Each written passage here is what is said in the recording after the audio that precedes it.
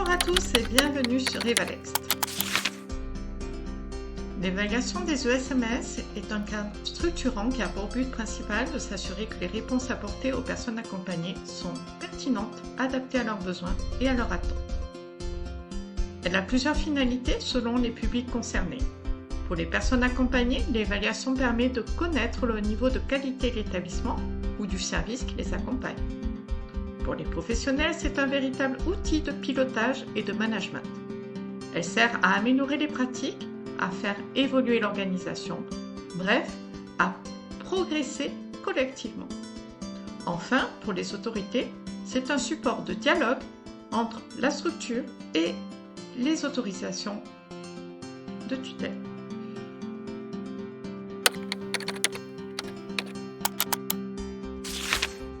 Enfin, pour les autorités, c'est un support de dialogue avec la structure, à la fois dans le cadre du suivi régulier, mais aussi lors du renouvellement des autorisations d'activité.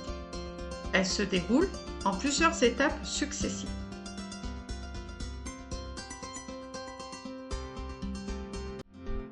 Le référentiel définit les exigences que les établissements sanitaires, sociaux et médico-sociaux doivent respecter, ainsi que les éléments permettant leur évaluation.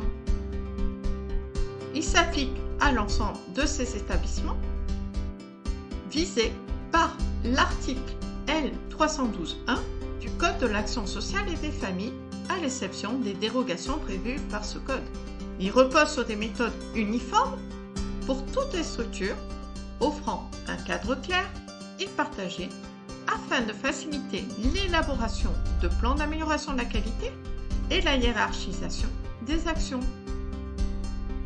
La structuration du référentiel d'évaluation repose sur une approche intégrée articulant trois dimensions essentielles: l'expérience des personnes accompagnées, l'évaluation des pratiques professionnelles et la dynamique portée par la gouvernance de l'établissement. Le référentiel s'articule autour de 9 grandes thématiques. La bientraitance et l'éthique, les droits des personnes accompagnées, l'expression et la participation des personnes accompagnées, la co-construction et la personnalisation des projets d'accompagnement, l'accompagnement vers plus d'autonomie, l'accompagnement à la santé.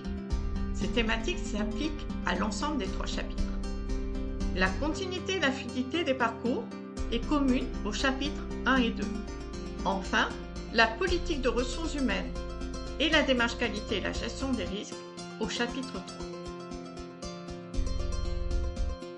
Chaque chapitre du référentiel correspond à une méthode d'évaluation spécifique. La méthode d'évaluation est un élément clé du processus. Elle doit être rigoureuse, transparente et participative.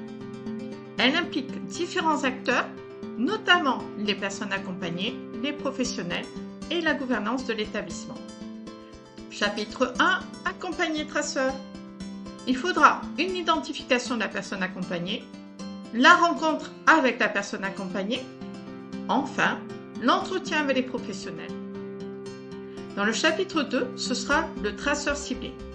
Parmi ces méthodes, on retrouve l'analyse documentaire, les entretiens individuels et collectifs, les observations de terrain et les questionnaires. Le chapitre 3, audit système, identification de la cible, rencontre avec la gouvernance, enfin, rencontre avec les professionnels. L'entretien avec le conseil à vie sociale vise à apprécier le développement de la qualité de l'accompagnement des personnes, la promotion de l'expression et la dynamique de participation des personnes accompagnées, les évolutions du fonctionnement et de l'organisation de l'établissement, et enfin, la bonne circulation des informations. On répertorie les éléments d'évaluation qui sont cotés de 1 à 4, étoile étant le plus élevé. Il y a aussi 2 mentions spécifiques. NC pour non concerné, quand l'élément évalué ne s'applique pas à l'établissement.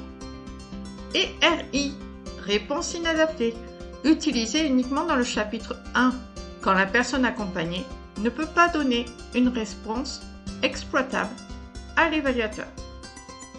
Je vous remercie pour votre attention et à très bientôt chez Evalex.